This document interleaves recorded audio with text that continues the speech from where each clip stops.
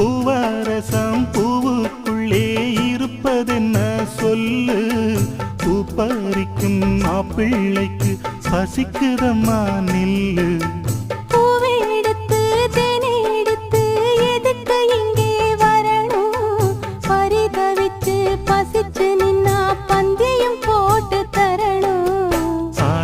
ஆடி பாடி வந்து அலையுதொரு குருவி, கீச்சு கீச்சு பேசு